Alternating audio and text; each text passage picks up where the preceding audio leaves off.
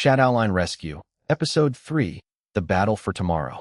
The underground laboratory trembled as hundreds of robots came to life. Their glowing blue eyes brightened in perfect unison. Metal footsteps echoed across the massive chamber as row after row of robotic soldiers marched toward the Hale family. Sparks flew from conveyor belts while giant machines continued assembling even more robots. Dr. Adrian Steele stood on the upper platform, smiling with complete confidence. "You are too late," he announced. "The age of humanity is ending. A world without war, crime, or failure begins today." Mark stepped in front of his family. "It won't begin with innocent people living in fear." Dr. Steele laughed. "Fear is temporary. Perfection is forever." Jordan glanced at the holographic blueprint Cypher had projected onto his laptop. A flashing marker highlighted the glowing reactor at the center of the laboratory. "Cypher," Jordan whispered, "there are too many robots. We can't fight all of them." The familiar calm voice answered through their headsets. "You do not need to defeat every robot. Your objective is the command core. Disable the core. The robot army will lose synchronization." Maya looked toward the towering blue reactor. "It has to be protected." As if on cue, for massive security robots stepped forward.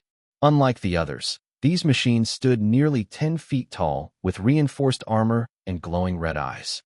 Cypher immediately identified them. Guardian units activated. Extreme caution advised. Dr. Steele folded his arms. "Meet my finest creations. They cannot be stopped." Without warning, the Guardian units charged. Mark pointed toward a row of steel support columns. "Spread out." The family scattered just as one giant robot slammed its fist into the concrete floor, sending cracks racing across the room. Dust filled the air. Jordan ducked behind a conveyor belt while Maya rolled behind stacked shipping crates. Elena helped a frightened laboratory technician hiding beneath a workbench. "Come with me," she said calmly. The technician hesitated. "You shouldn't be here." "Neither should these robots." Mark grabbed a heavy chain hanging from an overhead crane. As another Guardian charged, he swung the chain around one of its legs. The robot stumbled forward and crashed into a conveyor system, sending unfinished robot parts flying across the factory. Jordan noticed something. "The robots keep checking that control tower." Cypher answered immediately. "They are receiving commands directly from Dr. Steele. If communication is interrupted, their response time will decrease." Jordan smiled. "I've got an idea." He sprinted toward a nearby computer terminal. Using his laptop, he connected to the laboratory's network. Lines of code filled the screen. Dr. Steele noticed. "No." He pressed a control button. Several flying drones detached from the ceiling and raced toward Jordan. "Maya!" Jordan shouted. Maya grabbed a large fire extinguisher from the wall. As the drone swooped lower, she released a powerful blast of white powder into the air. The drone's cameras became completely covered. Unable to see, they spun wildly before crashing harmlessly into each other. Jordan continued typing. "I'm almost in." Cypher spoke. "Firewall bypass at 70%. Dr. Steele slammed his fist onto the control panel. "Increase security." The Guardian units turned toward Jordan. Mark immediately stepped into their path. "If you want him, you'll have to get through me." The giant robots advanced. Mark led them through the maze of machinery while carefully avoiding their crushing blows. One Guardian smashed through a steel pillar.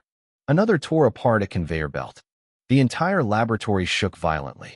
Meanwhile, Elena and Maya helped several trapped workers escape from locked maintenance rooms. The frightened employees had been forced to build Dr. Steele's machines against their will. One elderly engineer looked at Elena with relief. He said no one would ever find us. Elena smiled. "You're going home today." Jordan suddenly looked up. "I'm in." Every computer monitor in the laboratory flashed. Dr. Steele stared in disbelief. "What have you done?" Jordan grinned. "I've interrupted your command network." Instantly, the robot army slowed. Their movements became uncertain.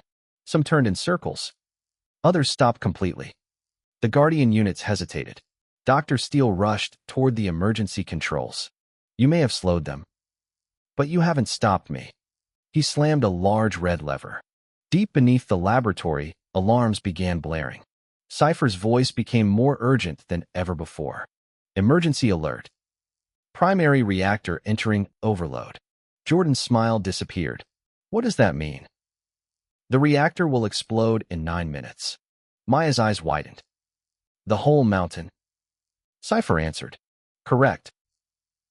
Dr. Steele backed toward an escape elevator. If I cannot rule this world, no one will.